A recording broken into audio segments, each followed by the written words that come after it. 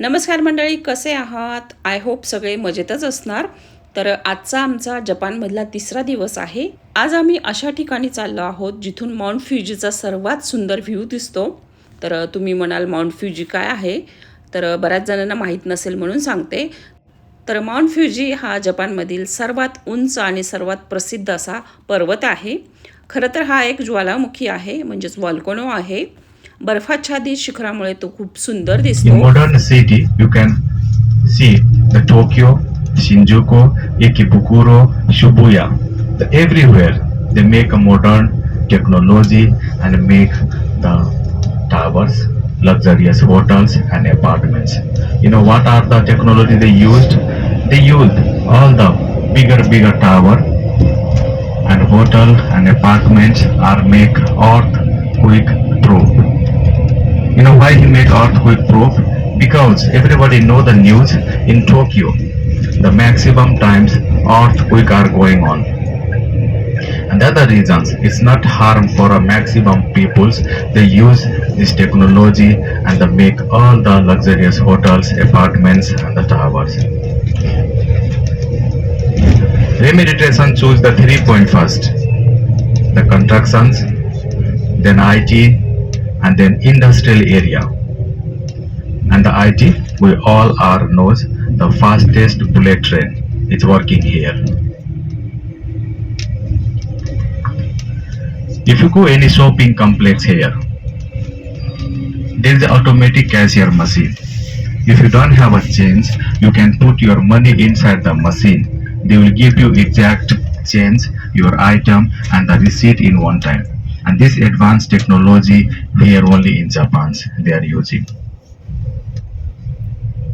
And the third one, industrial area out of the. तर हे बसमधले guide आम्हाला जपानबद्दल माहिती देत होते. टोकियोपासून साधारण 100 किलोमीटरचा प्रवास करून आम्ही आता जपानमधील अतिशय सुंदर आणि निसर्गाने भरलेल्या यामानाशी या भागामध्ये आलेलो आहोत. तर आता आम्ही चुरेटो पगोडा हे पाहण्यासाठी चाललेलो आहोत. हा पगोडा खूप उंचावर आहे. साधारण 350 पायऱ्या चढून आपल्याला वरती जावं लागतं. जे तरुण लोक आहेत ते भराभर पायऱ्या चढून वरती जात आहेत, पण आम्हाला जरा वेळ लागतोय. थकवा येते? पाय दुखतात का?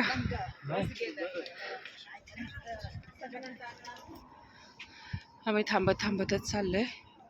350 पायऱ्या आहेत, पण संजना गेली पुढे, पण आम्ही सावकाश चाललोय. सावकाश म्हणजे थोडं ब्रेक घेत चाललोय.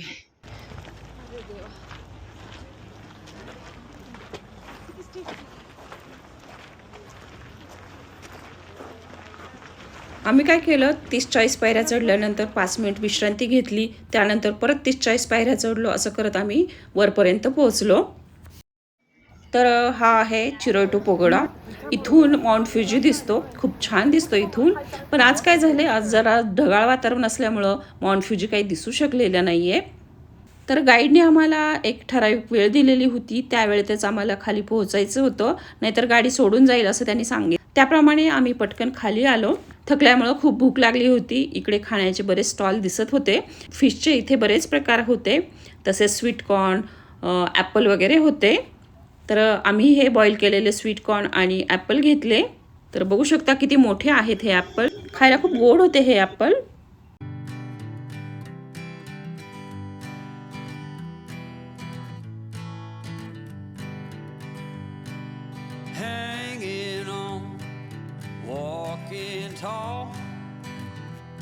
It's a mountain expressway. If you want to see the Mount Fuji, then again it will be height, and again it will be come. त्यानंतर आम्ही आलो आहोत लेक कावागुची इथे. हा तलाव माउंट फ्युजीपासून अगदी जवळ आहे. इथून माउंट फ्युजीचा व्ह्यू खूप अप्रतिम दिसतो. शांत वातावरण, तलावाचं पाणी आणि मागे माउंट फ्युजीचा व्ह्यू हे खूपच भारी वाटत होतं. आम्ही गाड्या बघतोय. आम्ही बघायला आलोय गाड्या बघतोय आम्ही. मॉडर्न इंडियामध्ये नाही लॉन्च झालेली. माझा आवडता विषय गाडी. ही होंडाची काय छोटी कार. किती मोठी. अगदी छोटी किती सीटर आहे ही? पाच बसच असते. त्या साहेबांना ना गाड्या बघितलं की फार हे होते. पाठीमागे जाऊन बघून आले कशी गाडी आहे काय. ते पण फिरते. महामेने फिरणारच ना. काय लावलंय खाली शेत या गाड्यावर. Toyota company. Toyota is from originally from Japan. त्यांनी फक्त इनोवा वगैरे गाड्या लॉन्च केलेले आहेत. ते बाकीचे बरेचसे मॉडेल आहेत छान छान, त्यांनी ते लॉन्च नाही केलेले. ही मिनी बस तर खूपच छान आहे दिसायला. आम्ही बाकीची सिनरी पाहून झाल्यानंतर ह्या गाड्या बघतो. साहेबांना ही गाड्यांचं आहे खूपच- समोरची गाडी जी ब्लॅक कलरची आहे ना, 4266 पजेरो. आणि परत टोयोटाची शेजारी, त्यानंतर परत शेजारी टोयोटाची मिनी बस आहे व्हाईट कलरची. यांचं फिनिशिंग वगैरे खूप छान आहे गाड्यांचं, कलर पण एक नंबर. ह्या अशा गाड्या ह्या तर पण छान आहे ब्लॅक अँड व्हाईट. आणि मग अशी लेक्सस होती टुरिस्ट कार, हे टॅक्सी. आपण सगळ्या लेक्सस मधून आलो ना. उबर केली होती ती लेक्सस होती. आपल्या इकडे मंत्री वगैरे वापरत होते लेक्सस. हो ना, थोडी कॉस्टली. आणि इकडे टॅक्सी म्हणून वापरतात. त्यानंतर आता आमचं पुढचं डेस्टिनेशन होतं ओशिनो हकाई.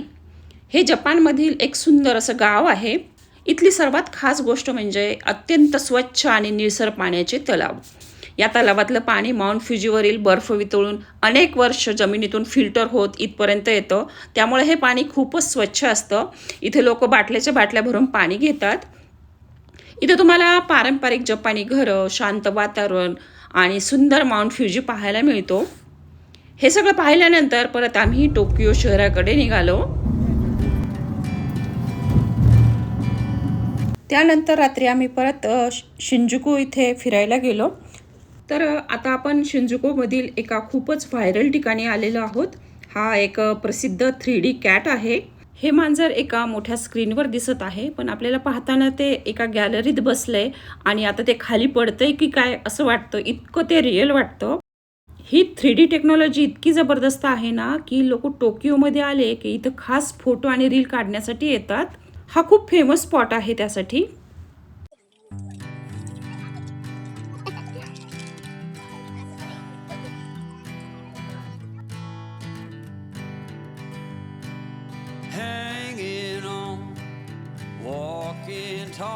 तर असा होता आमचा जपानमधला 3रा दिवस. भेटूयात आता पुढच्या व्हिडिओमध्ये.